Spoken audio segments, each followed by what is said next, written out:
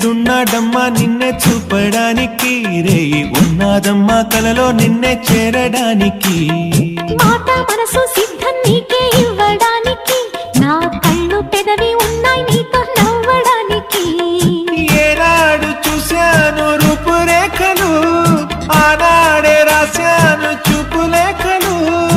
ఏ రోజు లేవమ్మా ఇన్ని వింతలు, ఈ వేళ నా ముందు ప్రేమ పుంతలు. 7 వింతలను మించే వింత మన